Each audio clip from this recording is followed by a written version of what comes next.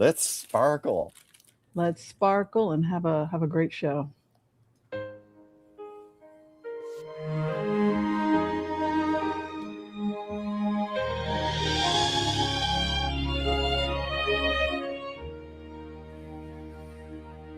Say goodbye, dear Christy Noam. You're done, so please get going. Was the act that you're showing caused a scandal that's now growing? Say so long, dear Christy Noam. Under a bus you were thrown. Your ego got overblown. Your grift has now been shown. But just remember that he who fired her was he who desired her, was he who hired her, was he who required her. And please remember that he who demoted her was he who promoted her, was he who full-throated her, was he sugarcoating her. So don't let the door hit your ass, my dear whore, 'cause we're glad you're no more. It's no loss, we are sure. And please don't be fooled as the team gets retooled with a very different ghoul, just as bad and uncool. That the fish its big head is where the rot starts to spread. And Christy getting lumps, just a mere speed bump. We knew from the jump she got picked by Donald Trump. Say talk to dear Christy Noam. You must feel so all alone, like a shot dog with no bone, to lose your microphone. Say adios, Christy Noam. It's time you started to atone. Your crimes have all been known, and we're glad that you're overthrown. So don't let the door hit your ass, my dear whore, 'cause we're glad you're no more. It's no loss, we are sure. And please don't be fooled as the team gets retooled with a very different ghoul, just as bad and uncool. That the fish its big head is where the rot starts to spread. And Christy getting lumps, just a mere speed bump. We knew from the jump she got picked by Donald Trump.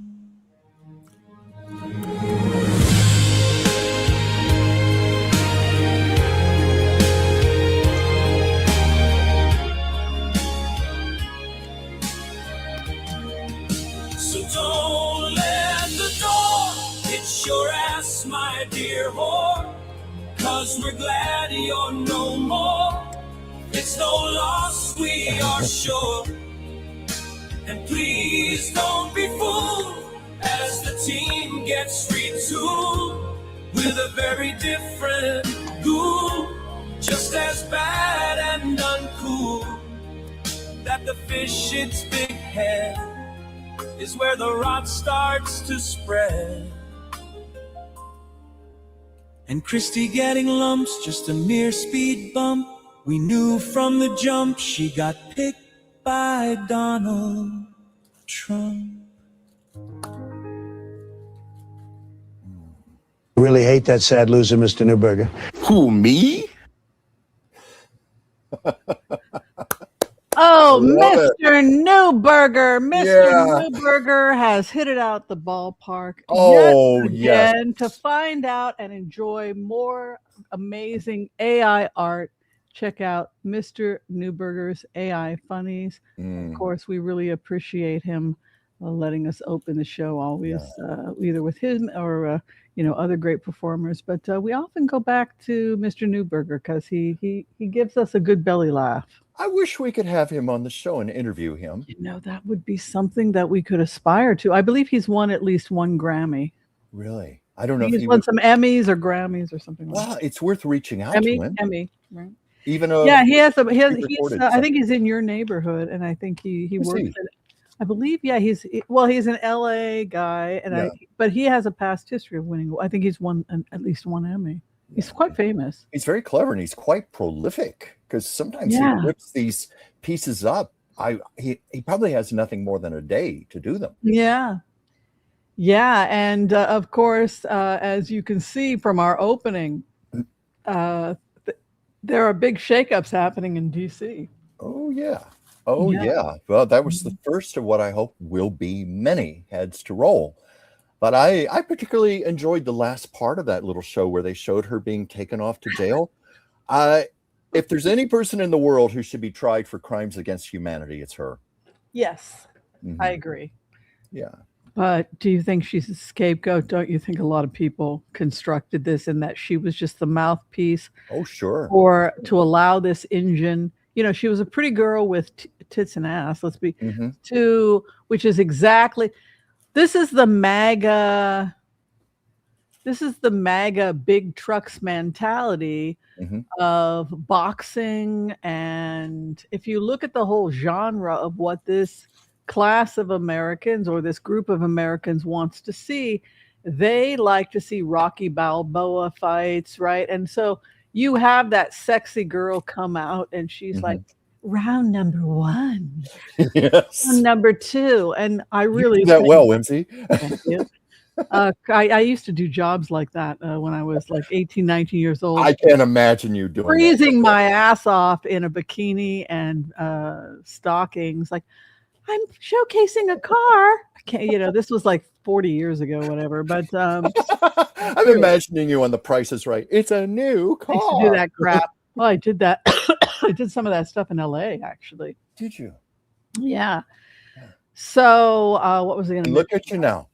Yeah, look at me now. Yeah, I'm still. No, I mean, look at what you've accomplished. How brilliant you are. That's what I mean by that. You're so sweet. Yeah. Still getting over the cold that I have. I got better. I hope. I'm about. I went for a walk today, but I did get the flu or the norovirus. Is that what they call it? Yeah. And if they tell you it's 1 to 3 days, they're lying. Norovirus. At least if I'm on my second week and I'm still coughing. You're making me think of Mary Richards. You ever watch the Mary Tyler Moore Show? That episode where she had a cold and she goes, "Oh, Rhoda, it's 3 days coming, 3 days with you, and 3 days going." Yes. Yeah.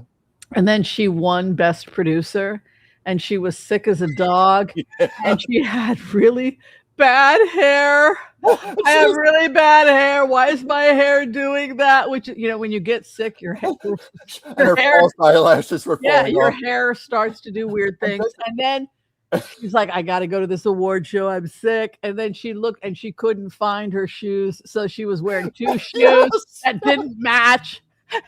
One was a slipper because she had a swollen ankle, and she got the cold because she was soaking her foot in the water. And she gets, and she's like hiding in the back. Please don't pick me. Please don't pick me. And, and the winner is, right?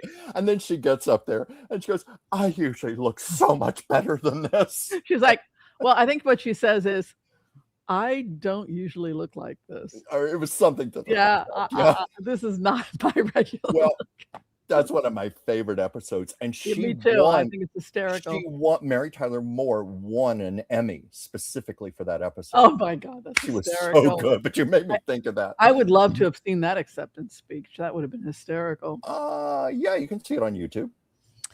Awesome. All right. So you had a good weekend, Chuck? How was your weekend? Pretty good. Just busy. I'm still working in this apartment, still putting stuff in storage. That's been going on forever. How much stuff do you have? Dang, buddy. I can't believe how much stuff I had packed away in my closets and behind the couch and stuff. When you live in a little apartment, you tend to do that, and then it just overtakes everything. So I've been downsizing. It'll be done soon. All right. But awesome. We are heading for a heat wave.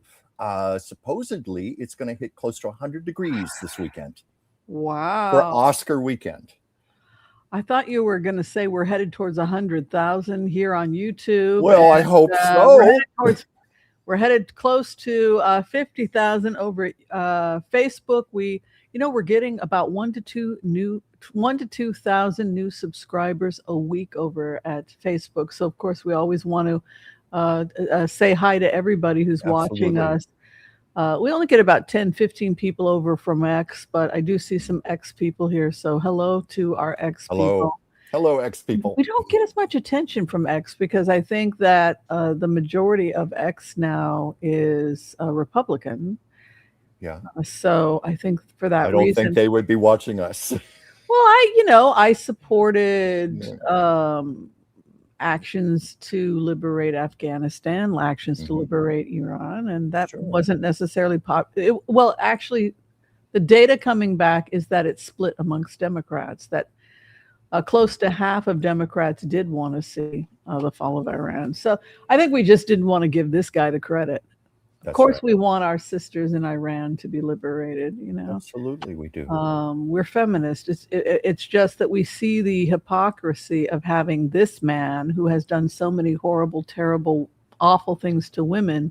The worst. Claiming that he's somehow the one that's he doesn't give a damn about the women of Iran. And I think that not that we don't want this to happen as Democrats, because half of us, it's straight down the middle. Those of us that are old-time feminists that remember the fall of Iran, that how active, and are aware of how hard we women have had to fight for every freaking right we have here in the United States. Yes. I think we tend to be a little bit more supportive of what's going on. But you have younger generations that are not necessarily aware of everything and don't see things. I get a lot of comments, especially from young American girls, that often they don't always, I think that they don't understand. I think if you've never left the United States, it's hard for you to wrap yourself around the concept of the society being that oppressive. Yeah. And whereas if you're over 50 and you've traveled the world, I'm not trying to be condescending, but it's just you start to really appreciate being a Western woman. I think that's been my experience. Because I've spent quite a bit of time in the Middle East, actually. You have. This is the beauty of international travel. It truly does broaden your perspectives. Yeah, and I don't assume, for example, if I'm in Upper Egypt, I'm not going to dress the same, and I'm not expecting the same world view if I'm in Upper Egypt than I would be getting in, say, New York City. And I think that that's just part of being a well-rounded person, is not everybody looks at the world the same way. No. So, yeah, that's the beauty of travel, right? We get to see the world. I think about Pakistan, which is 147 out of 147 countries for women's rights. And yet, when you look, Kabul also, Afghanistan and Pakistan being at war right now, and the fear that the Taliban will take Pakistan because so many people in Pakistan want to see the fall of Pakistan to the Taliban. The fear, of course, is that they have nuclear weapons. And of course, Iran is driving that, is funding that fight. So this was why Obama was terrified of what happens if Pakistan falls. What a I can't remember their war. Yeah, I can't remember where I saw a statistic, but Pakistan has an unusually high amount of nuclear weaponry. Right. I was quite surprised by that. So what would happen if we were held hostage by the Taliban? If the world was held hostage by the Taliban, what would the world look like? Your eyes are widening in terror. Not a good thought. So I know you are an ally to women. I know you're very much so. He's an ally to the LGBTQ community. I mean, Tawny, who's trans, you're having dinner with Tawny after trans the show. Woman. You're not frightened of her, are you? We love Tawny. You're not homophobic. You're not transphobic. You don't have those issues. Good God, so no. I just think it's also about using platforms like this, having open conversations with people, and being able to talk to people one-on-one. It helps people become a little less frightened of the other, whoever that is. And that's the other great thing about just being able to reach out and communicate to people. And I heard that Tawny and you were going to one of my favorite restaurants. Yes, Birds. Birds, which is a replica of the German Hinchen houses in red light district Berlin. Yes, I did not So, know that until you told me before yeah, the and they've show. got the red light. Well, I thought I told you that. No, They've got a you red didn't. light flashing, like "Welcome to the seedy side of Berlin." That And makes me think of Amsterdam. they got great beers. But I love. Well, I used to live in Germany, Yeah. so I love going there because of okay. I feel like I'm back in Berlin, and they just do these amazing roasted chickens. So, Well, yeah, that's well, what we're definitely having tonight on your recommendation. oh my gosh! And we should Yes. do so in your honor. Well, In your honor. send love to Tawny, and I wish I most could be definitely there will. to enjoy the roasted chicken with you. Yeah, we should have Tawny on the show sometime. Oh God, I would love that. I'll mention it to her. I know that she's an activist, and of course, we want to support that as much as possible because violence against trans women, unfortunately, it's up 800%. I heard. Yeah, it's a That's insane. 800% in America right now for. You know who's top of the list for hate violence is trans women. I believe that. Mm-hmm. I believe that. That's probably more than Jewish, more than Jewish people. It's also up hundreds of percent anti-Semitism, but it's trans women. Yeah, I imagine Tony and I will discuss that tonight. Yeah, and I know she's an activist. She's an educator, so we should really think about having her on. Do you know she was one of the first guests I ever had on my show, like 2 or 3 years ago? We did a wonderful interview together. Yeah, exactly. I saw that. I thought that was great. Hopefully we can do another one because I think we will. I'll mention it to her. She is so educated. She's such a brilliant woman also. Well, that's one of the reasons I'm looking she's very rational. She's not crazy. What I love about her also is that she's a typical, she is the majority of people who are trans. She's not a prostitute. She's not insane. She's not mentally unstable. She's just a trans female. She's an educator. She's highly educated. And I think that sane voices are what we need right now because there's a lot of hatred out there. Listen, the other thing I wanted to bring up is, have you seen this, our latest book of the month, Chucky Poo? Have you had a chance to take a look at our I have been just looking at it. I have been looking at it, and I don't know what it is about this book, how, we lost it. We both lost our copies a week ago. I couldn't find the book again before the show. I know what the karma is. I know what the karma is. What is it? I think the joke is on us because A.L. Stoneman is a remote viewer who finds hidden treasure, and you keep losing the hidden treasure, which is the gold. So maybe it's a joke by the spirit. I believe our characters come alive. So maybe A.L. Stoneman, the psychic investigator. This is so much fun, by the way. You guys are going to really like it. Gave me a question to ask when we do the interview. Yes, she'll be here on the 24th. We'll be doing the interview, having the author, C.E. Flores, in our studios. And I'm very much looking forward to that as well. Well, Chuck, why don't you go ahead and turn the camera around? Say hi to everybody. Turn that camera around, and I'm going to put these on so I can better see. Let me go to the top of the page here. We have Ann Coleman. Hi, Ann. Hi, Ann. Thank you for joining us. Irish girl. I believe it's Irish GRL. I'm assuming that's Irish girl. Our fabulous Joel Tilson, our floor director, already peppering us with questions and comments. Oh, Tawny's here. Oh, Tawny's here. Good. Then Tawny got to hear all the nice things we just said about her. Good for her. I had a vision of her speaking at the UN. Really? Yeah, she had her hair up in a bun, and she was wearing a women's suit, and it was off-white, and redheads have to wear off-white. They cannot, because it just... if you wear pure bone white, it's gonna sag you. So they have to do an off-white or a pearl white. But she was wearing this white suit, and she had this beautiful pencil skirt that went all the way past the knee. And now I'm thinking she must have chosen that. This is like in 2030, and I'm thinking, she probably chooses that so that she can speak to all the nations, because some have modesty clause. So she probably, that was really smart that she did that. She's going to be doing that because she's going to be appealing probably to the Arab community and other communities that oppress women. So she's going to want to present herself in a modest. But I actually had that vision, and she was standing there and she was speaking about this movement. And I was like, You're going to be famous, Tawny. Yeah. Yeah. Isn't that cool? So And you deserve to be famous, Tawny. You have great messages to spread. Well, I'd love for her to write her autobiography. That's what I Yes. think because that's Yes. really, the way to bring it all together. Tawny, I'm going to encourage you tonight. Yeah, that book needs to I think come that out. would be a fabulous idea. Yeah, Such with a story. before and after pictures. She freaks me out. She shows me pictures of her before and after, and I have like a meltdown because when I first met her, I just saw a beautiful woman. I just thought, great, she's in my age group. We're both Buddhist, and we're in the same study group together. And I was everybody. I love my study group back in LA, but they were just too young. They were like 20s, 30s. And I was just, is there anybody in this room that's my age group? I'm like, there's a woman. She's my age group. Will you be my study partner? Oh. So that was, and she became my study partner, and she's a really great person to study with. But yeah, so that's how we became friends. So I never had that.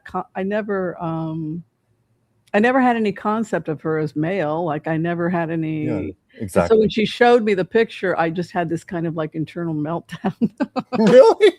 I was like, this is highly upsetting for me. Don't ever show me that again, Tawny. I think I must have just absorbed all of her anxiety prior to her, reconstruction, like her recovery medicine. Well, Tawny is whatever you want to call it. Tawny is a beautiful woman inside. She's a very pretty woman. Yes.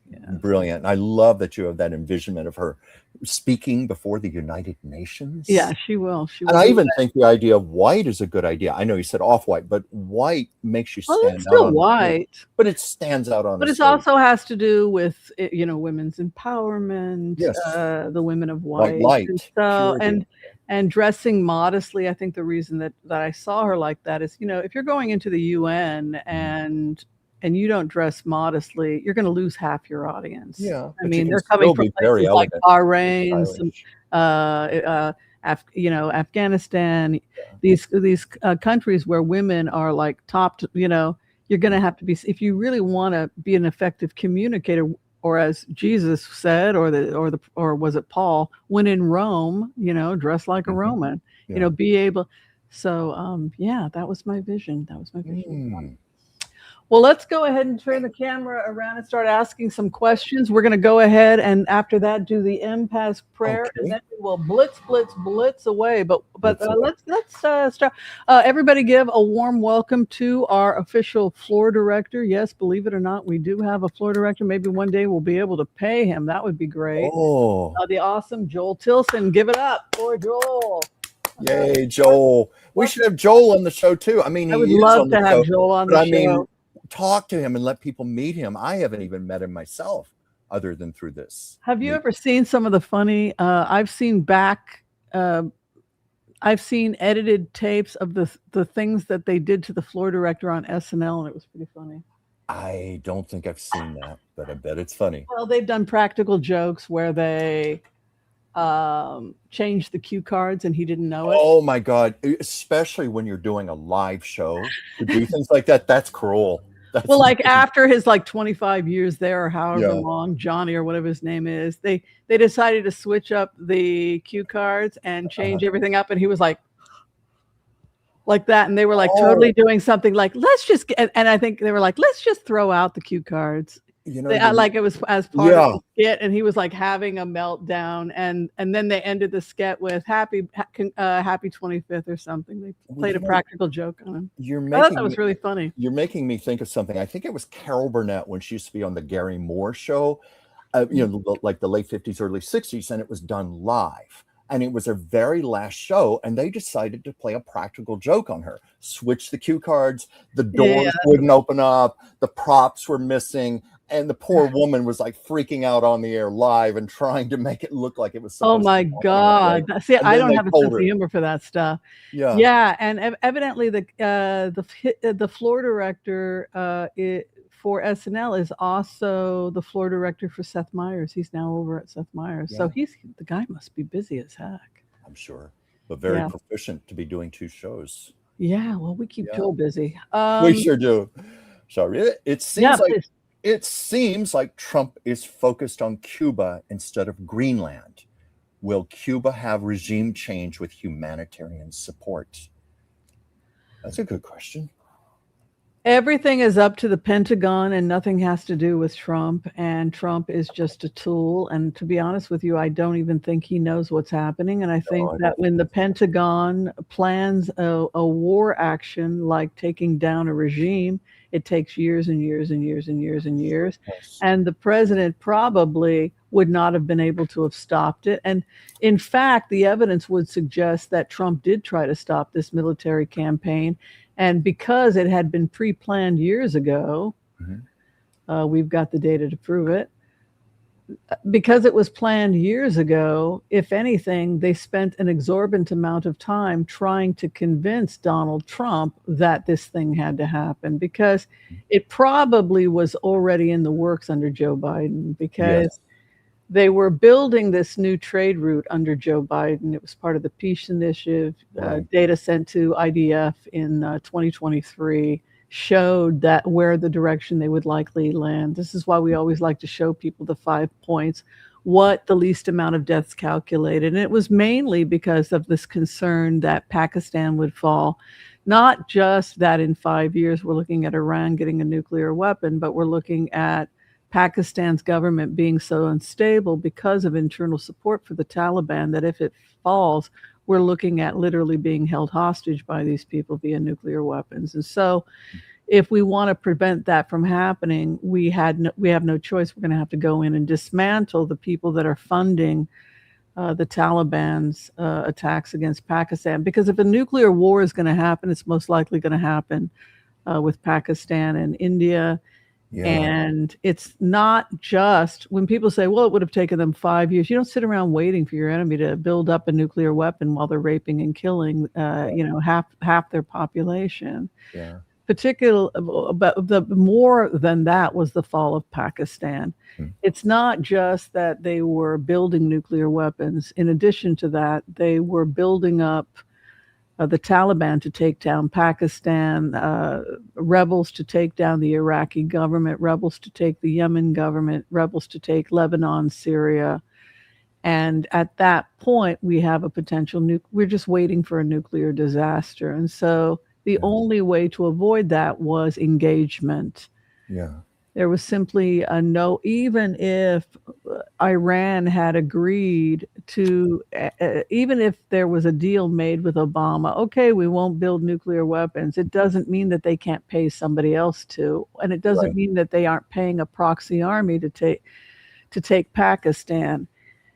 If Pakistan falls, and Pakistan still may fall if we don't do something soon, because literally the Taliban is at their door. It's frightening with all that. And internal support. We also have to, it's not that Pakistan does not want to fall to the Taliban. There are many people in the military, in Pakistan's military, that want to see the fall of Pakistan to the Taliban. So we are within a hair's breadth of the entire world being held hostage by the Taliban. This is the scary, awful thing that kept Obama up at night. And understandably so. Yeah. So it was a mistake, in my opinion, as a radical feminist lefty. I felt it was wrong for us to pull out of Afghanistan.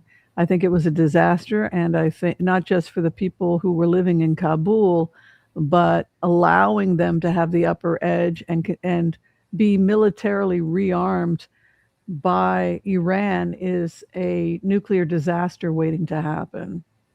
Which brings us back to the horrible, awful, inevitable truth that Joe Biden had to come to, that President Obama had to come to. There simply is no way around Pakistan. We have to get control of this situation. And so ultimately, phase 5 was going to happen. We were headed in that direction. We have to get these people away from those nuclear weapons.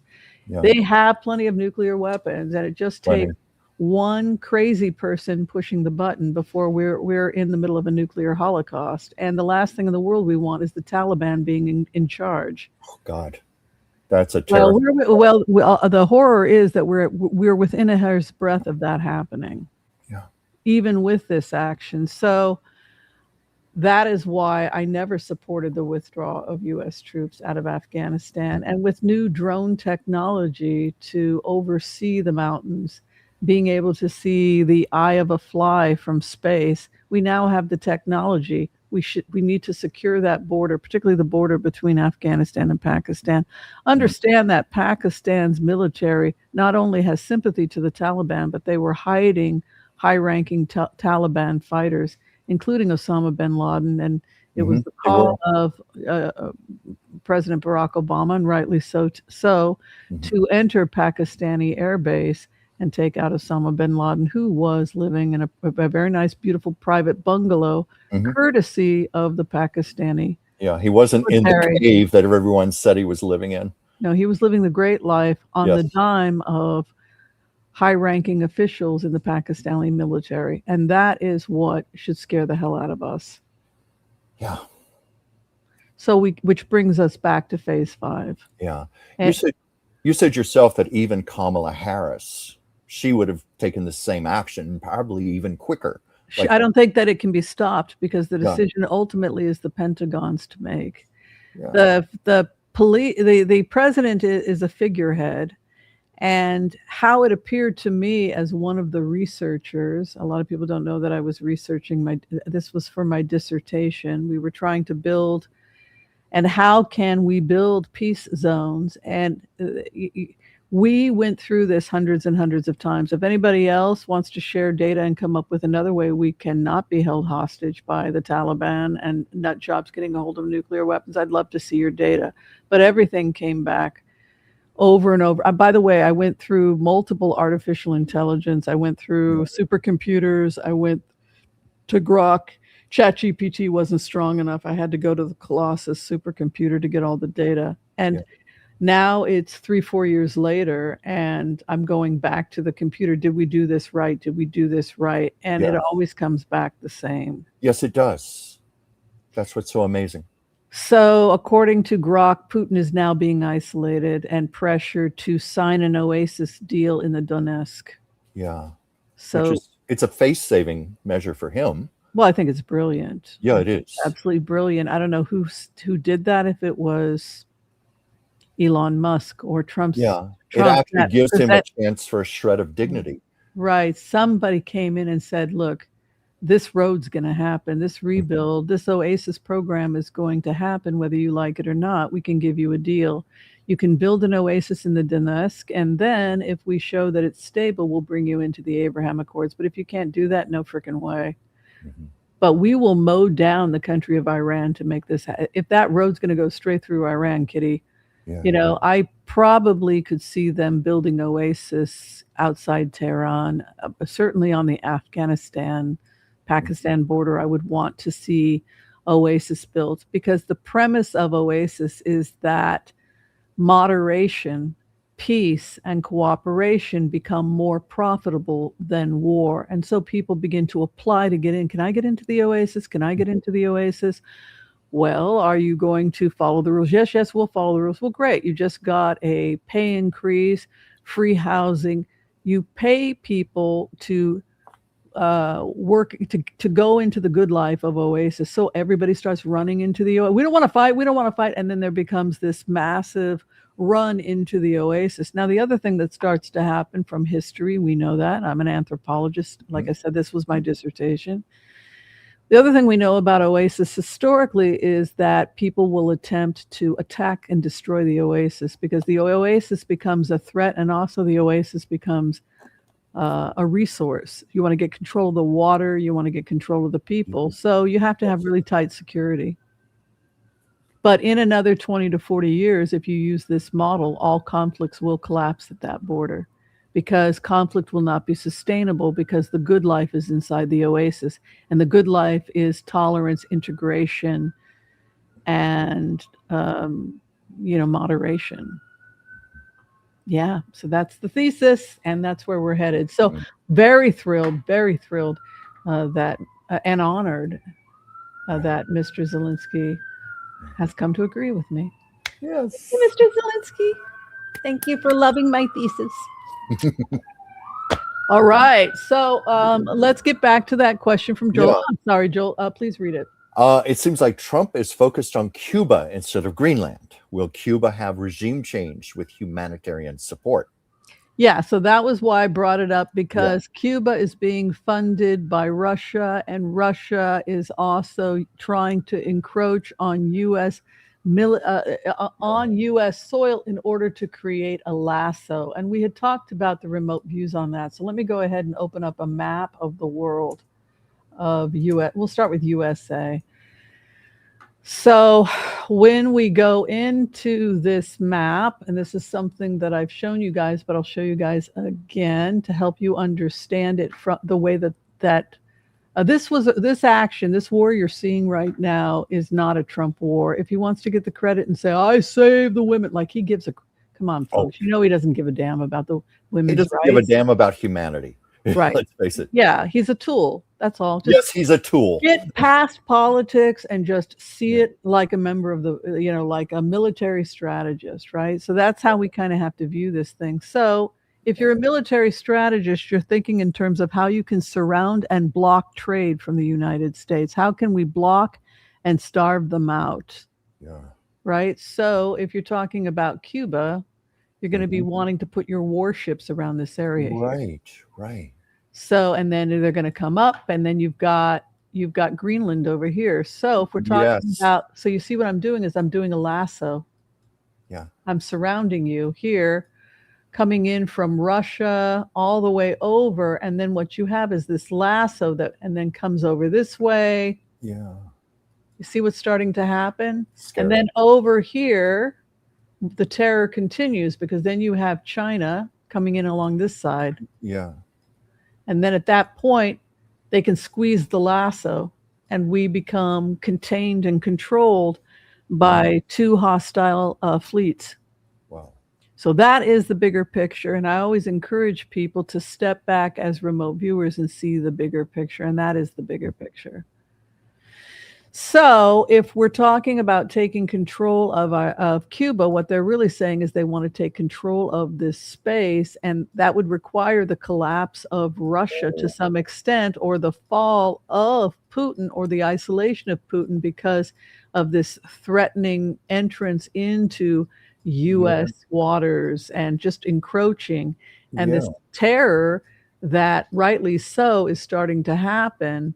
If they take the Bering Straits. Yeah. I keep thinking back to Trump at one point saying he wanted to seize control of the entire Western Hemisphere. Do you think there was some sort of connection? I think that the Pentagon tells him things and then he translates it into Trump. Right. So we have to detranslate, right? We have to go back to what they probably really said. What they probably really said is, we're screwed. They're surrounding us. They're cutting through the ice. We are not adequately protected here, Mr. President. Well, I'm going to freaking take, like they're talking to a 3-year-old with brain damage, right? Yes. So, but I'm saying just objectively, if you're working for the Pentagon, you're seeing what I'm seeing. Mm-hmm. That they will surround us militarily with a lasso, and then they will squeeze us. Mm.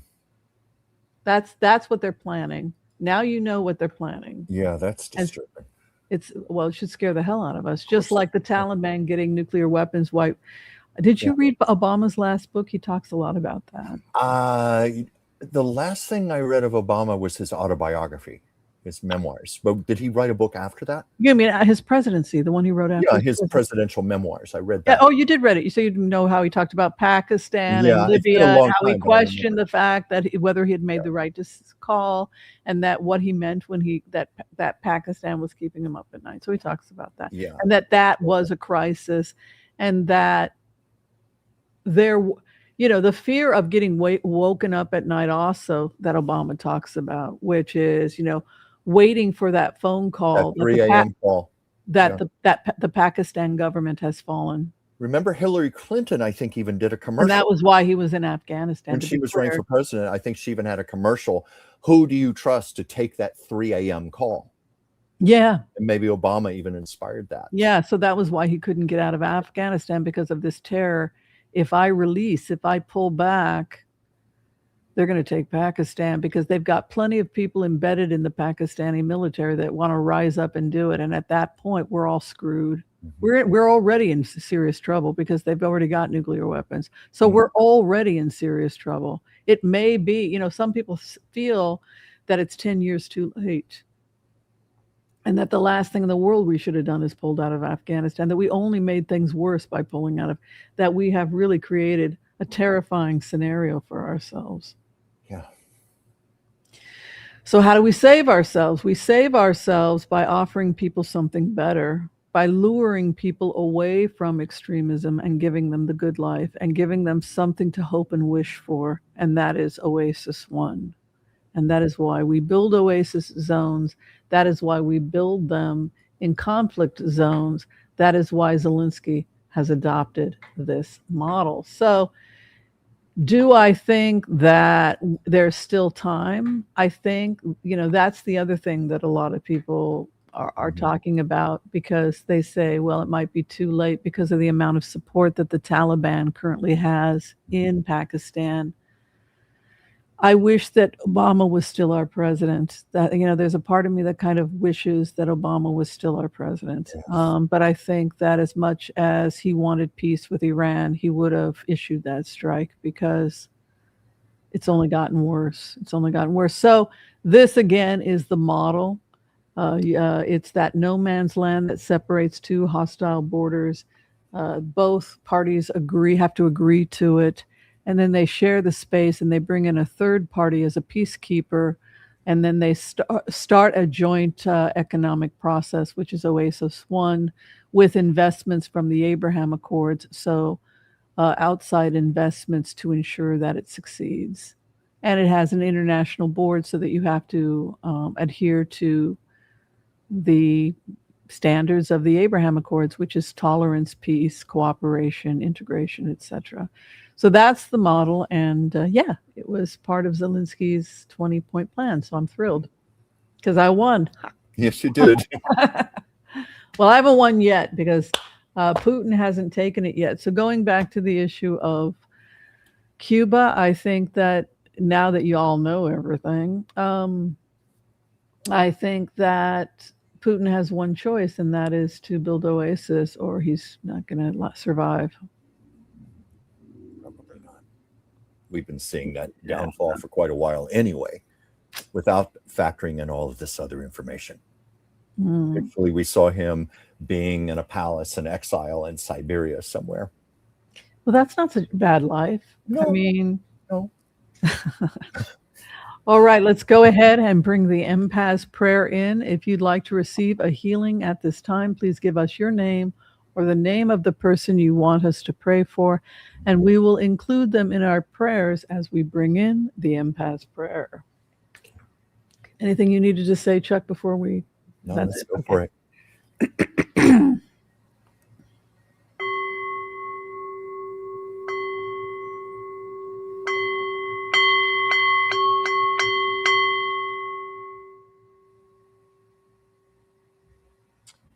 Okay.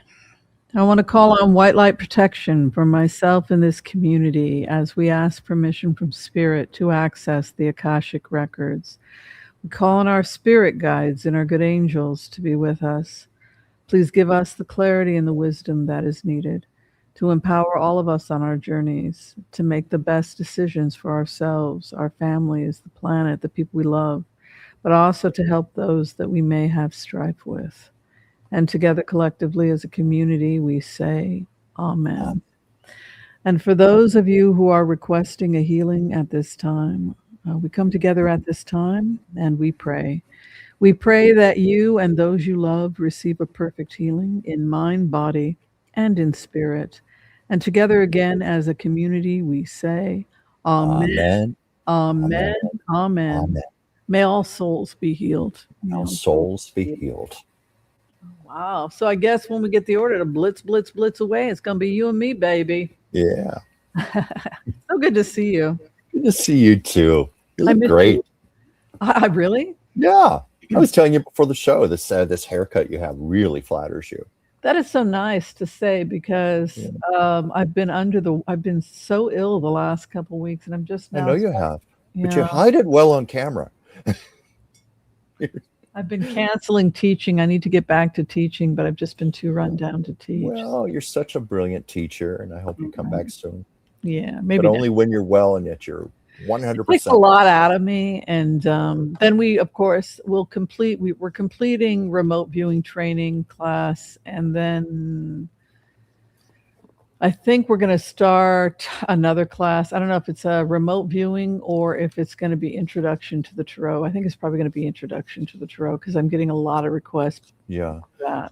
You usually alternate between the two anyway, don't you? Yeah, we just ask people what they want, and yeah. So I guess people are requesting they want to go back to.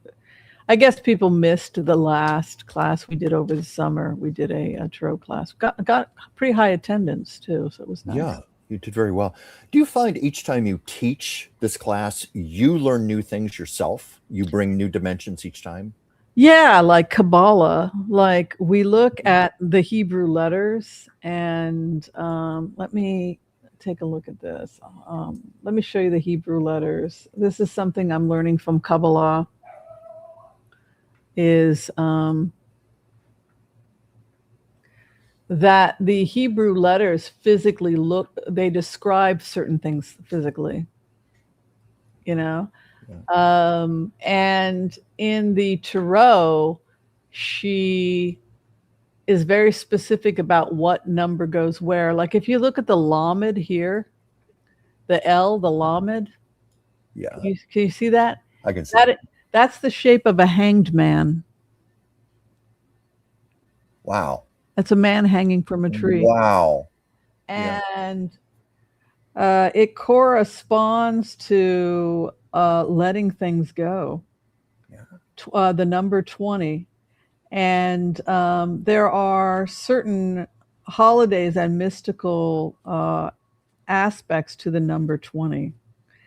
And if you go to a picture of the hanged man, which is the 20th card, I think it's the 20th. Hold on a second. Let me find it here. She's brilliant. Pamela Coleman Smith was a genius.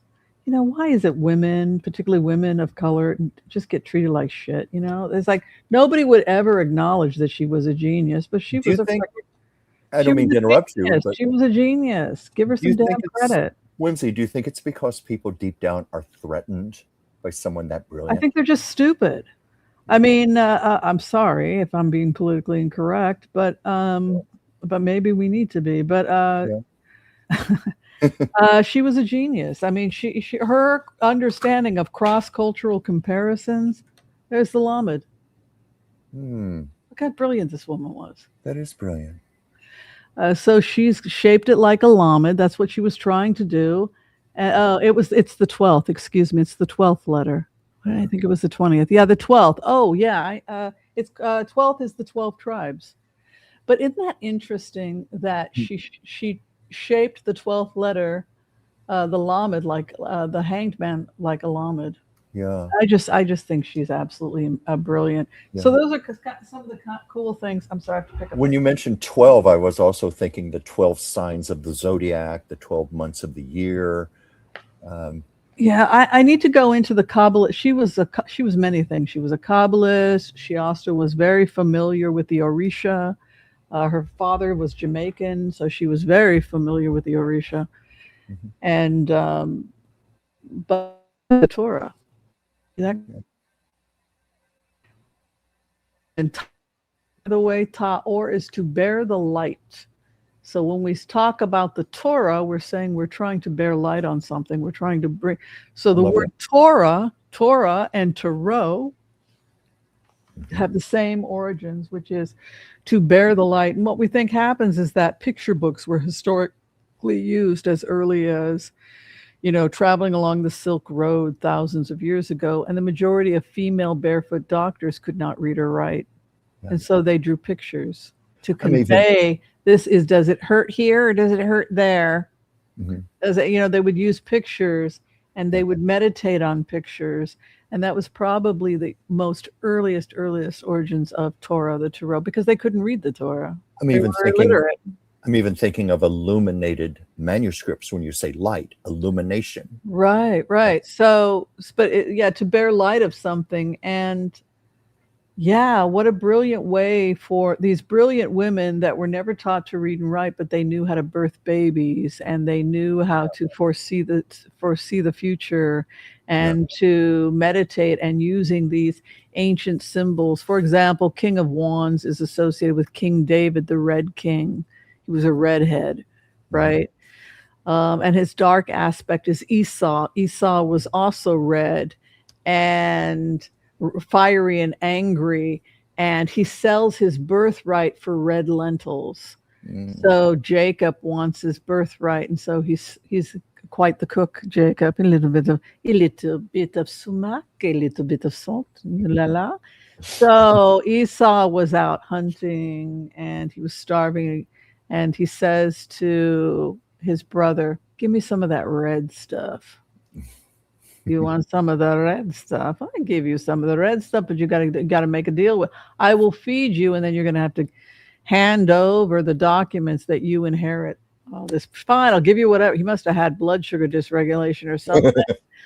So he hands it all over, and he wolfs down these red lentils. So it's kind of interesting that Esau was also the Red King. And so that's an aspect of the King of Wands where you see both the best and the worst of what it is to be an Aries or Leo, to have that fire energy coming at you. And so those are some of the cool symbols that you see in the tarot. And of course, you also see Chinese medical theory is interwoven, because you have, the five element theory in Chinese medicine, and 4 suits, wands, which is wood, but it's also typifies by fire. So both wood and fire elements can be found in the wands. Yeah. And the tarot is very rich. Tarot is. That's why it just occurred to me, it has to be expansive for you when you're teaching it each time. I bet no two classes are ever the same. I feel frustrated because tarot deck, the instructions for the tarot are so laissez-faire, la la la, and this is the red, and that's okay to get you started, but it doesn't really go into the depth of dendrochronology. The other thing, when you look at all of the different suits, some of them are stagnant and don't move. Like a metal, this can be some readers read this as a week, right? 1 week, a week's wages, right? Every week the master would give the bag of coins or whatever. So it was often a weekly wage. So many readers came to read the Pentacles as weeks if you're trying to read time. So we do have some aspects of time with the Pentacles, but the main bearer of time is the Wands. And that is because, unlike the other suits, wands grow. They're alive. It's moving, and nothing else is alive. A coin is not alive. A sword is not alive, right? Water is just kind of doing its own thing. But a wand is alive, and it's growing. And so time is trapped in the wands. Dendrochronology. So making me think of a tree rings, time. Yeah, exactly. So I can see time. Is that crazy? Not crazy to me.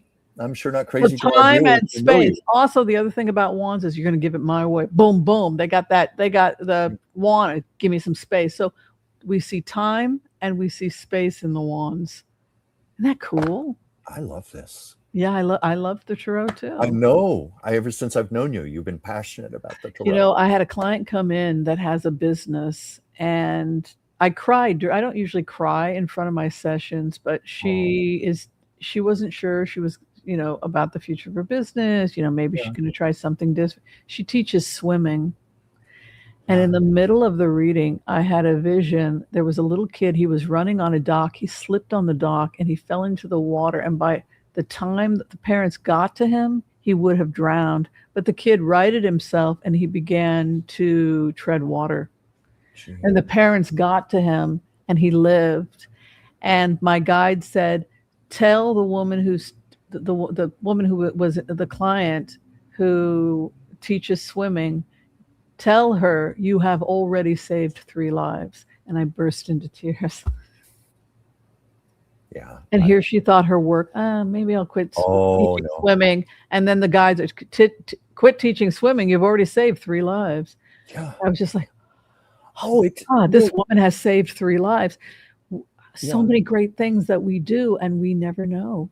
We Yeah. never know. And then Spirit showed me there was a child fell in the water. The child knew what to do. Parents wouldn't have gotten there in time. That child is alive today and will go on to do great things because you taught them how to swim. Yes. And then You're making me think of It's a Wonderful Life.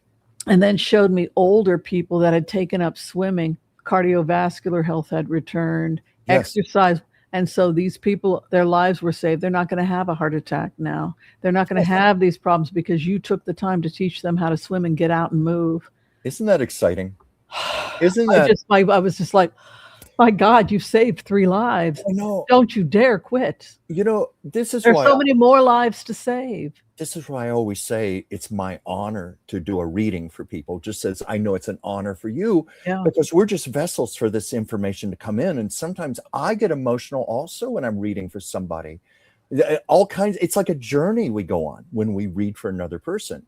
And Yeah. And she had no yeah, understanding of her worth and just how important she was to from a spiritual perspective. You must do this work. You're saving people that will go on to save lives themselves.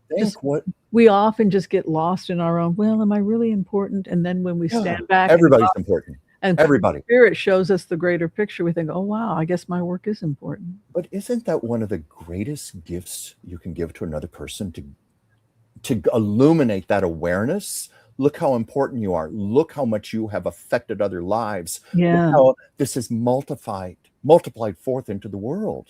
Just taking time to teach children how to swim. Yeah. And you just forget about it. Well, I taught him how to swim. I taught him how to tread water. Next. And you just forget about it. Meanwhile, back at the ranch, there's somebody having a summer vacation and they're screaming hysterically, running to get to their kid. And the kid's like happily treading. Mm-hmm. You're fine. Yeah, I know how to swim.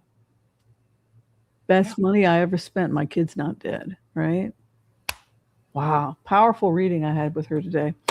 All right. From our floor director, Joel, the U.S. military has copied Iran's drones, which is much cheaper to make. Really? What do you think about that? Well, I didn't know about this myself, but I mean, drones are pretty simple and cheap to make anyway. I mean, my God, you can buy a drone at Best Buy. You can order them on Amazon. I mean, it's just amazing how common they are now. Yeah, but I think that the government does not allow you to fly your drones in higher. There are restrictions, yes, yeah, as there should be. But I've also seen in my meditations that drones could be used by sleeper cells, so we need to be aware of that. And so that's something that I would announce now that we're, kind of at war with Iran. We're at war, but we can't say we're at war. What's that about? Yeah. But I think sleeper cells, I'm specifically concerned about the Midwest, the middle of the country around the Pennsylvania, Ohio area. Yeah. I'm seeing some drone activity that could potentially be weaponized. Do you remember about a year ago, there were all of these lighted drone sightings? I think we even talked about that on the show. What are these things? And I think it was China. There was evidence, according to Grok, the evidence came back that they were Chinese drones. Yeah, because I know the U.S. government was in denial about it. I don't know. You know how they play games back and forth, which I think is really kind of dangerous. But yeah, do you want to? Well, let's see. Russia is losing more and more Ukrainian territory each week. Will Putin make a peace deal before he loses all of the occupied territory? Well, that's, what we've been speculating. Yeah, it's either that, one way he could save territory is by quickly agreeing to Oasis. And the great thing about Oasis is once they build that Oasis, that area, that only people who are, this is because we have economically invested and the world has invested, so you better damn well not kill each other. Tensions would collapse because all of the attention would be, we got to make this work. So let's see if he's gonna just leave or it would be a permanent solution, because if anybody else has a stupid enough idea of invading Ukraine, an oasis zone would put a stop to it. Mm-hmm.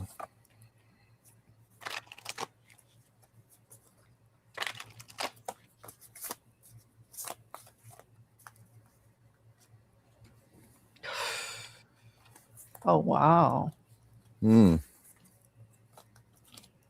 I gotta make sense of this here.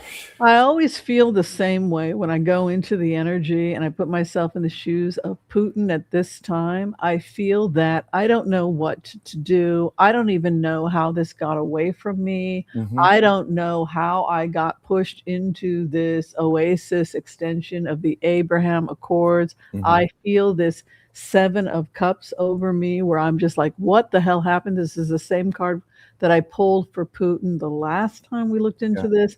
And also his opposition is to be delusional. You know, the Queen of Cups is delusional. So there's this kind of delusion over Putin where he genuinely, I don't know how we got here. He wants to smooth things out. He's going to have to make a deal within 30 days. But you know what? That's also can be a war card, but he can't win. So I would recommend he take the deal. That the U.S. and the Abraham Accords is pushing him to take that. If he wants to have any kind of a deal with the Abraham Accords, he's not going to get it now because the data showed whatever you do not give this guy a piece of the pie in exchange for not killing us. But what you could do with Putin is you could say, okay, start Oasis, and then in another 5-10 years, when you prove that the concept is a success, at that point, you could have normal relations with a new Iran and a new Russia for Oasis and profits from the Abraham Accords. We can always work to have that be a goal once he agrees to the foundation. That looks like that's pretty much where we're headed. Yeah. What do you think, Chuck? Well, I think so too. The first card I got more or less says it, what you were saying, exhaustion. Putin is just worn down. It's like too much. He's so overwhelmed. It's a lot of unexpected things not going his way, facing a lot of decisions over his loss. See him heading towards solitude, you know, the deal, and ultimately a victory. I think he is going to agree to this. Yeah, well, when you think about it, it's the only choice he has, right? Yeah. But it's interesting. I got that solitude card. I think that future, he's getting so much pressure from Elon and other people. By the way, Elon is the main investor in Oasis. He's the main money that's investing in this. So you know things have changed between those two. Yes. You're obstructing my freaking investment. I'd love to find out who approached him about the Oasis One model, because that's pretty amazing. It didn't even enter my mind that they would do that. And I think that that's exactly what they have to do. Now that I'm hearing about it, I'm thinking, well, gosh, that's exactly what they need to do. Yeah. Has the capture of Russia's shadow oil tankers crippled their money supply? Whoa, I don't know. Let's take I don't, you know something though, right now, Russia, they're with the oil shortage, Russia is in a prime position to make a lot of money off of their own oil, their natural resources, their gas. Their economy might actually be improving. What do you think, Whimsy? I think their economy is terrible. Yeah, but don't you think they're in a position where things could be better for them? Not really, because we keep sabotaging their oil, and we slashed, Zelensky okayed the slashing of the Nord Stream pipeline. Okay. It came out, Zelensky said, yes, we did.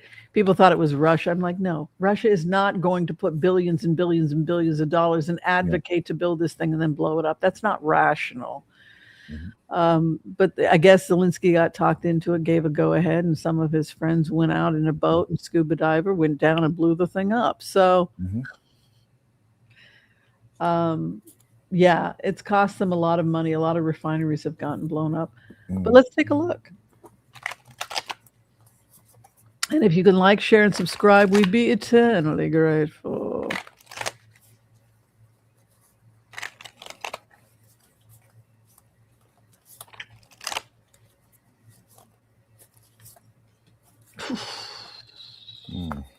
Oh, whoa.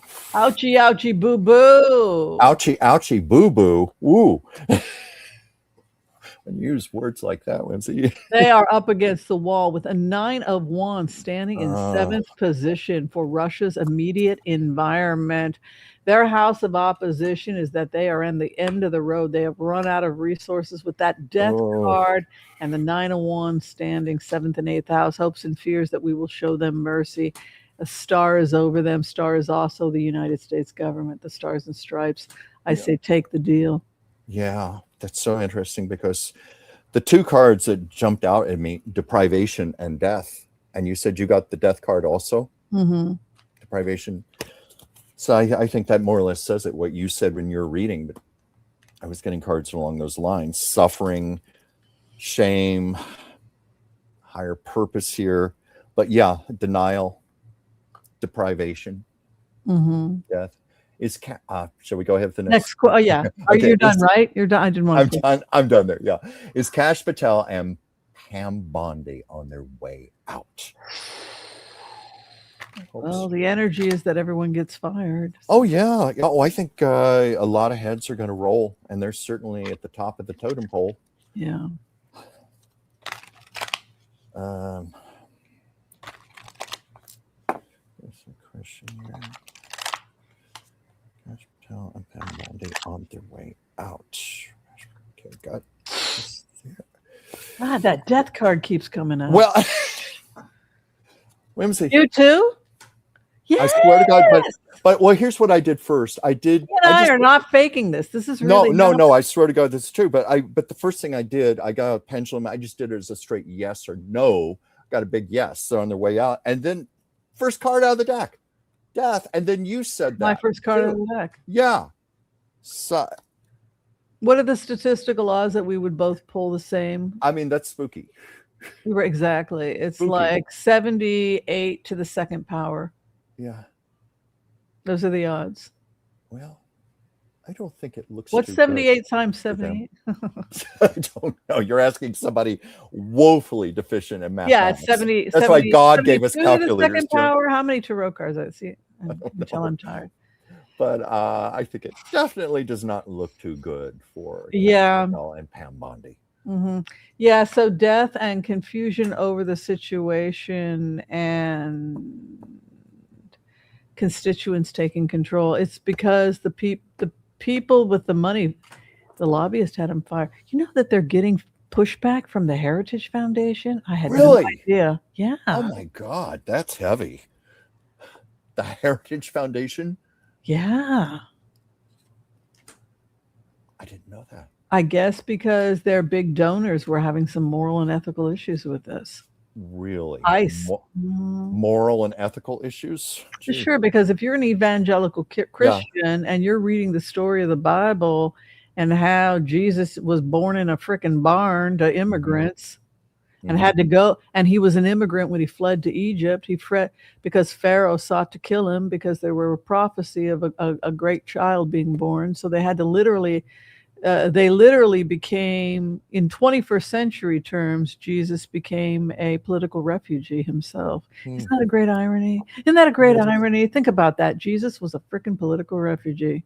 Yeah. As a child, he was born to immigrant parents in a barn, and then they immediately had to flee and seek asylum in Egypt as political refugees. Talk about hypocrisy. Makes me want to throw up. Huge hypocrisy. Don't get me started, people. Do not get Whimsy on that soapbox. She will not come down. Okay, where did I put my glasses here? I need them. U.S. bases around the world are on high readiness and mobilization with thousands of troops heading towards the Middle East. Is this pointing towards an invasion of Iran? If anything that gets us closer to Oasis 1 and the Abraham Accords New Road, which is a series of oasis zones and a private, that's where they're headed. Okay, we all know I'm not hiding anything from you. You know, we all know why they're doing this, and so you now have power that the average person doesn't have because you know why they're doing this. Nothing is going to stop them from building that new trade route. And if they have to mow down a country to do it, if they have to mow down Putin, you're either with us or against us. And I would not want to be I would love to be a fly on a wall hearing Elon Musk trying to communicate with Putin about that, because he will pull his security and he will pull his Starlink until he agrees, because what's he putting up, 35 billion or something? You're freaking right, you're going to cooperate. Yeah. I'm putting $35 billion into this new road. You're going to give me what I freaking want, Putin. Right? Let's keep it real. You know what I'm saying? Yeah. All right. So let's take a look at that. Okay. Let's take a look at that question.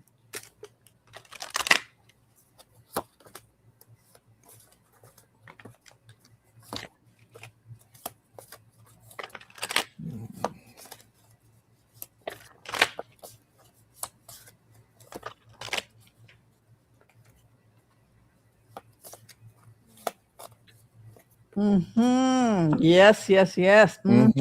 Yes, yes, yes. Oh, yes, yes, yes. Oh, yeah. Well, I have a lot of cards here, but I think the one that really stands out, this is about balancing things out, balance and purpose, sticking to the purpose and balancing things out.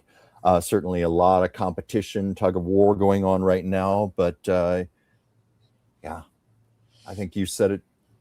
Yeah, they have to mow down a country or whatever, it's going to be in the way. So be it.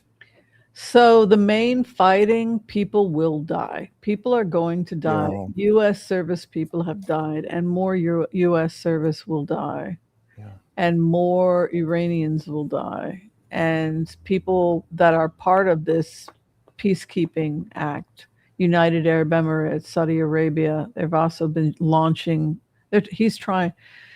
Iran is now launching missiles just about at everybody, right? Which is exactly what they expected, which is further proof that this nut job we have to go. You can't just let somebody shoot at everybody. You're going to have to go in and take the guy. And people keep thinking that there's another way. We've tried another way. If we don't do this, we're all going to fucking die in a nuclear war. The Taliban is pounding at the door of Pakistan. Pakistan is falling. We are in serious trouble.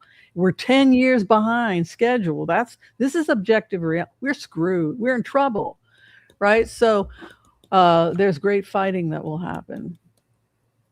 You see the Five of Wands coming, and many will die.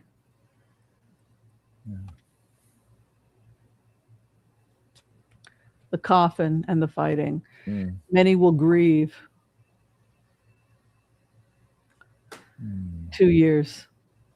And 2 years. Yeah. So remember, swords are years. So a sword, the way that Pamela Smith Coleman has done them is she was thinking about chisel dice. You know that? And it's interesting because air signs, it is associated with air, and the time of Aquarius is January. Right, so this is how brilliant Pamela Smith Coleman was. Well, January, February. The level of brilliance of this woman, I can't convey enough. And so what she did was she made the swords ice sculptures. So what you're looking at is chiseled ice. Gee. Isn't that brilliant? Yes. Because it's that Aquarius ice. Look at the icy the dress is a chiseled ice. Everything is ice. It's the time of ice. It's the time of Aquarius. And the 1 year period, starting in January, right, when we enter into the time of Aquarius. Isn't that crazy how she did that? So one sword is 1 year, or it's also January 1st. Some people think about January 1st. They think about their New Year's resolutions with the Ace of Swords. A Two of Swords is a 2 year period. So I'm getting less than 2 years, but we will have to fight. If we want, and this should have happened a long time ago. I mean, we should have done everything in our power so that Iran did not fall and the Shah did not go into exile, because this has only gotten steadily worse. And when they got nuclear weapons in Pakistan, that was really the beginning of what could be the end of the world if we don't do something. It's terrifying, terrifying. But this operation could go about close to 2 years before it stabilized. But the main parts of it, probably longer than we had wanted it to go on, but the main parts of it will probably be in the next 85% of their air defense has been wiped out. But, you know, I'd like to think it's, if we can get military assistance from, you know, everybody that signed the peace accords needs to bring in peace troops, because if you're going to invest in this new road, if you're going to invest in the Abraham Accords and Oasis, you better bring some damn troops, and not just let it be the U.S. and Israelis that set this whole thing up. You're there to collect the money, but you're not there to set it up. So it can't just be U.S. troops. It has to be the EU. It has to be the Arab states. Everybody we saw that was signing that agreement with Donald Trump, right? So, how many countries is that? I'm thinking, how many countries are going to ultimately get involved in this? Everybody that was peace signing. Where was that? Where was that peace? I remember you played that video. That was the one where Trump was shaking hands. Right. Everyone. So, yeah. So wasn't it the Board of Peace? Right. Thing? So it's the responsibility of everybody. Well, sure, they love the idea of making money, honey. Mm-hmm. But, well, if you like the idea of making money, honey, you're going to have to freaking invest in the U.S. You know what I'm saying? It's got to be more than the U.S. It's got to be everybody that signed that deal. You know what I'm saying? Yeah. So, sorry, it's not moving for some reason. Keep thinking, would you consider this World War III with that many countries involved?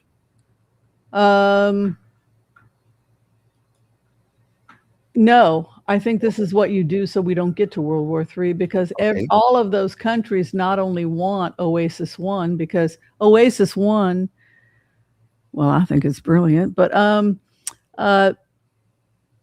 everybody you're seeing there needs to bring troops. Yeah, because I'm even thinking of NATO getting in on this. I hate to sound narcissistic, but we ran it through a supercomputer, and 85% of my ideas were adopted into the Gaza peace plan. So I'm feeling pretty narcissistic right now. You deserve it. They agreed with 85% of my ideas. They threw out 15%.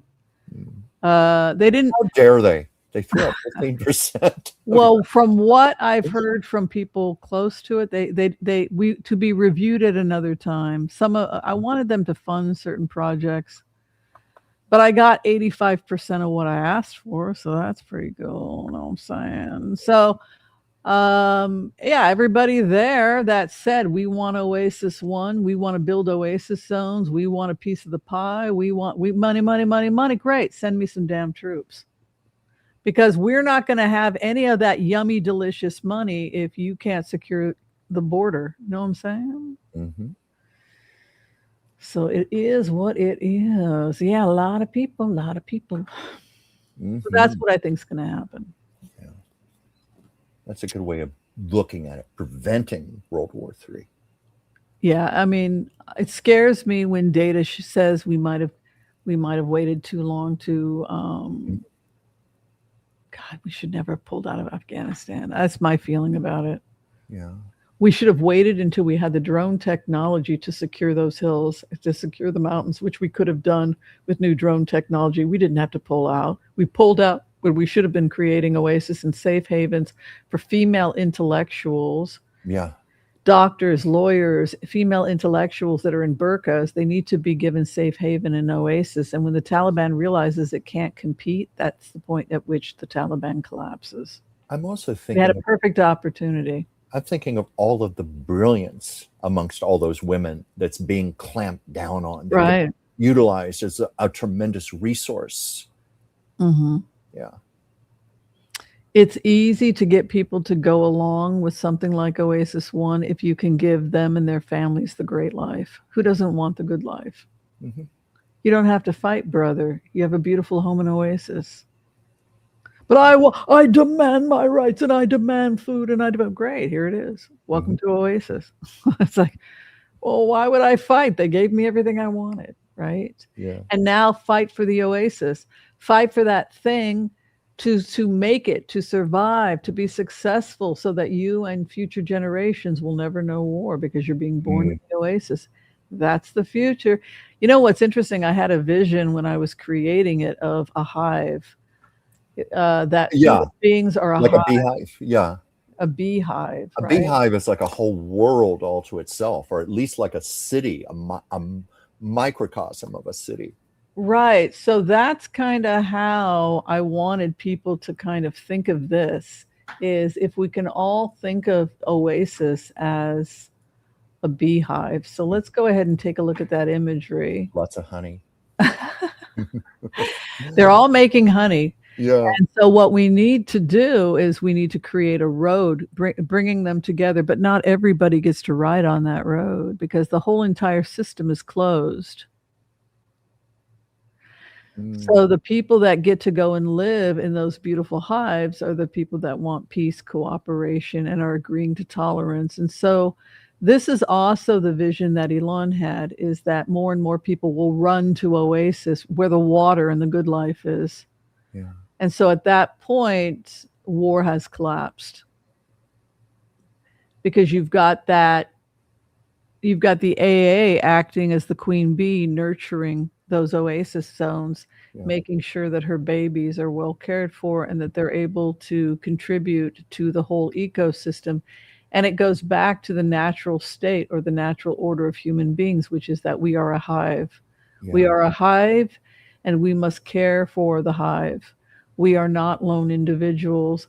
We do need to care about women being oppressed in the Taliban because eventually the dirty waters will make their way downriver. And so that is why we need to care about the quality of the water when the streams melt, right? Yes. And it's the same concept. If women are being raped and tortured in Afghanistan, it will come to you eventually. That dirty water will make its way into the cesspool of life. And so rather than directly making life, going to war with these countries, we go off and we build these beautiful, beautiful hives and we bring them together through a series of roads and tell people, would you like to live in these beautiful places? And then you apply if you have a good education and you can contribute to these kibbutz-like structures or these communities, then you can enter into this structure. And but you're not trapped, like once you make your money, you can go on vacation. So you can go back to visit Kabul and you're coming back with all those euro dollars and that nice fancy clothing and everything. And then what starts to happen, and you begin spending money in Kabul. And then that also is powerful because what starts to happen is the people of Kabul say, hey, where did your aunt get all that money? Oh, don't you hear? She got a position in Oasis. Damn, how do you get in? Well, you could apply. Well, I don't have an education. Well, we do have some worker jobs. Just apply. Do you have a criminal record? So what starts to happen is more and more people, screw you, man. All you gave me was a damn cave and some dry pita. I'm going to apply to Oasis, man. This is the tipping point we're looking at, those of us that are trying to do this. And we think that the tipping point will be 20 to 40 years before we can get groups like the Taliban and other extremist groups to collapse, because tolerance, moderation is in the Oasis. Sounds like you're saying like at least 2 generations it's going to take. Yeah, because the first generation is already somebody who's willing to try and do things differently, kind of like your great-grandparents and my great-grandparents that came to America that dreamed of a better life. We were a little different than people that stayed in the village. Like my dad's side, on my paternal side, my father's paternal side is actually, I'm Jewish on my maternal side, but my father's paternal side is Scottish, right? So there are still Andersons in Scotland. They never left the village, right? So it's that person that decides that they're going to go out and they're going to try something different. And that's the person that enters into the Oasis and tries something different. And that's the person that also traditionally pushes civilization forward. I love the metaphor of the beehive. Mm. So simple, but so complex and so pure and so basic. Isn't it incredible? I think the correct terminology is like a geodesic dome. The way those insects, those bees, are sophisticated enough to create that kind of perfection over and over again. Yeah, and the other reason that I liked using this analogy when I was building this thesis was I like this concept of a hive mind. I like this concept Yeah. of interdependence, and I liked this Community. Right. I like this idea of what you see with a hive is this interdependence, this need to stick together as a community As one. for the next generation. And you're also thinking, of what's greater than yourself. You're thinking, no, what's greater than me is the hive, it's the collective. Yeah. And so just by being born in Oasis, which will be the first generation born in Oasis schools that raise you up with tolerance in this beautiful utopian world, you may one day leave Oasis and want to go out and see, well, what's the rest of the world like? Maybe attend a university or some experience outside of Oasis. I would imagine a child born in Oasis would probably think, damn, this is horrible. I'm going back to the Oasis. By the second generation, it's already had such an economic impact that wars are probably collapsing in any area you put up an Oasis zone, because people would not be able to compete with this. It's you can't compete with Oasis. No. And collectively, look how powerful a hive is. Yeah. Anyone's ever hit a beehive and all those bees start coming out towards you, or a wasp's nest. Very powerful collectively. Mm-hmm. I think it's a fabulous metaphor. Yeah. Will the authorities find evidence in the Zara Ranch to implicate Epstein and Trump and pedophilia crimes? I feel like they've already got all the evidence, don't you? I do too. That's what I was thinking of as I was reading that. I think there's just enough evidence 100,000 times over, evidence all over the world that's coming forth right now. Mm-hmm. Yeah. Let's take a look. Well, let's see.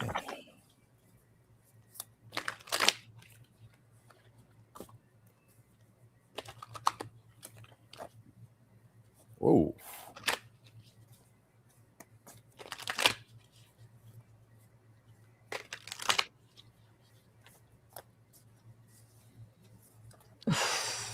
Well, it's not good for them.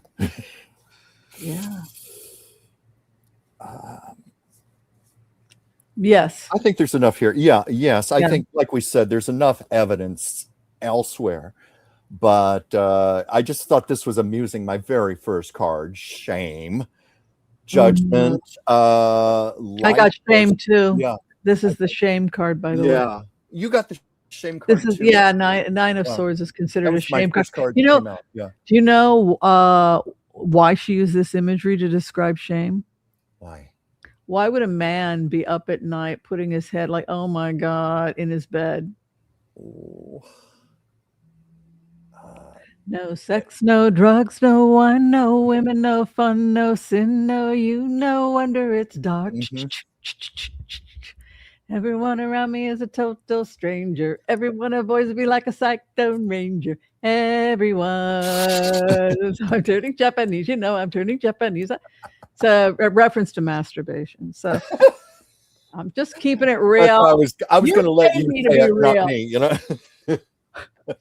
No, so that was his, oh my God. So, in ancient times, like Victorians, it was considered a man's shame, right? Also in some cultures, it's considered a man's shame. So yeah, you see the shame there, but you also see this fighting and this, it's not good. No. Yeah. It's not. Well, Chucky Poo, I think the moment has come to say goodnight. I don't know. Did you? Yeah, I think so. You've been here an hour and a half. I think. Hour and a half? It just flew by. It's already 6:30.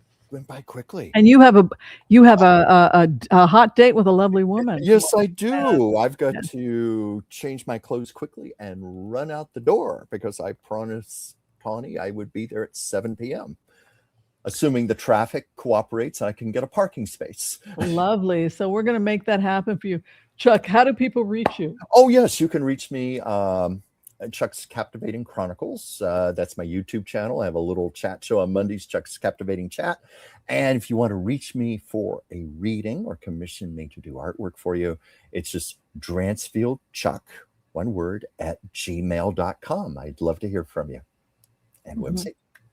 Oh, yeah. So if you need to see me as a medical intuitive or for a tarot card reading or to just see me as a naturopathic doctor, you can find all that information by booking through Booksy. And I will make sure to also put the information below this video. I haven't done so yet, but all you have to do is just Google Dr. Whimsy Anderson. And yeah, you can book me through Booksy. It's not hard to find me. You just say just type doctor, and there it is. Booksy. Yeah.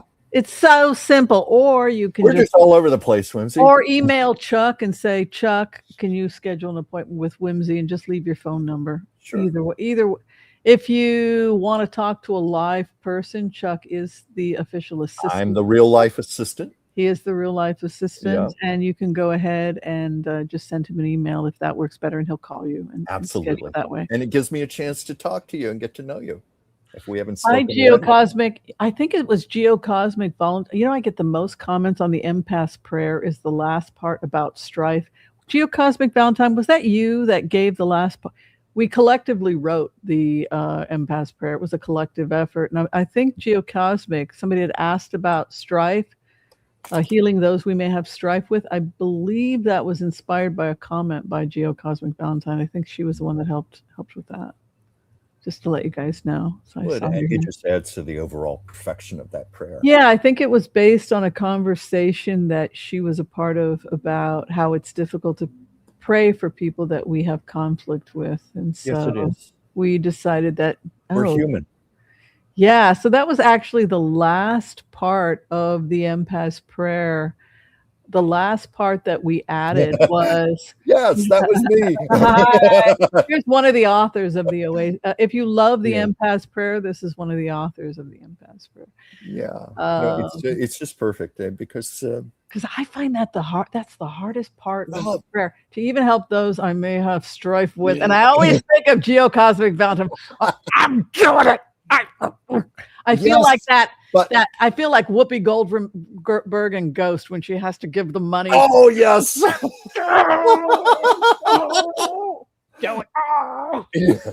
That was me when I first had to say that. I've got a list of people I won't forgive. But you know what? Every time I say the prayer, it helps me. Well, it's about be a little bit more unconditional love. That's right. That's right. Yeah. It feels good. It feels good to be able to do that. All right, we're out of here. Okay. Be kind to all so that all will be kind to you too. God bless. Peace out. We'll see you next time. See you Thursday. Thank you, everybody. Bye. So long.